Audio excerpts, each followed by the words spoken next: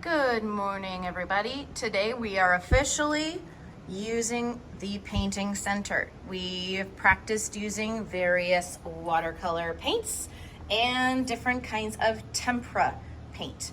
And today you're going to have the opportunity to choose which one you would like to use in a work of art. Think about what you would like to make today, and then you will come over and take your tray. You can also think about if there's a person you want to work next to on your art. Maybe you would share some materials, because you will never be taking every single kind of paint we have. You will be picking one kind to work with.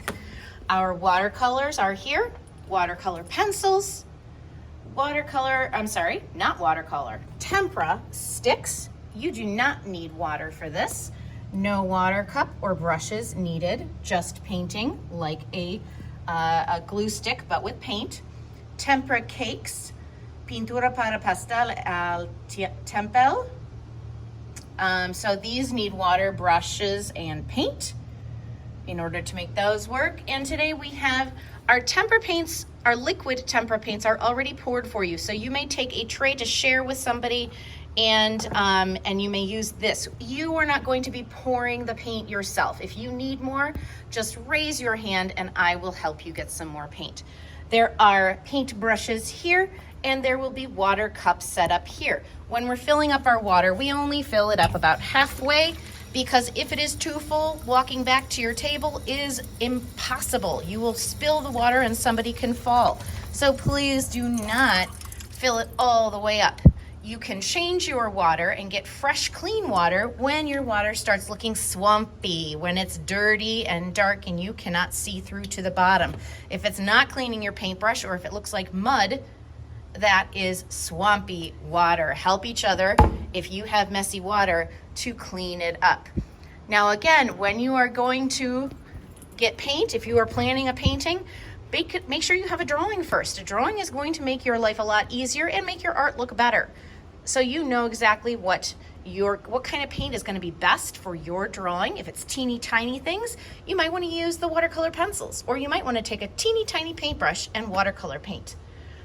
Make sure you're thinking about what is going to work best with the kind of drawing or painting that you have started. So just for today, I'm going to pretend I'm not going to actually do a painting, but I'm going to get supplies. I'm going to get a set of paint.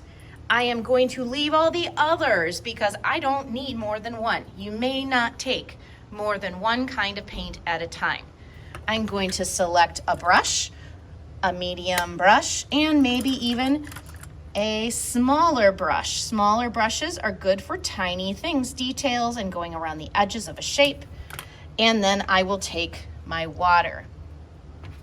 I'll then take this to my table and start my artwork. I'll remember that I do not scoop the paint.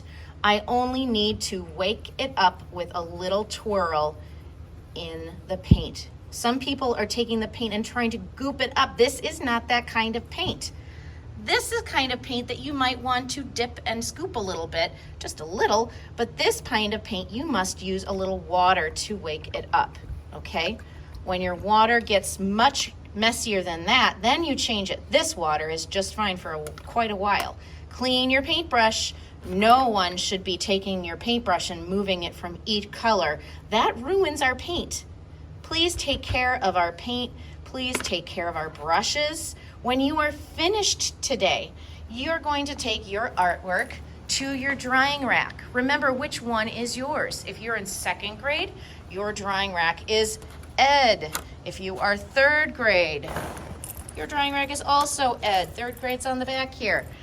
Fourth and fifth graders, you are on the large drying rack called Charlie. And first graders, you are on the tall drying rack. Look for your grade.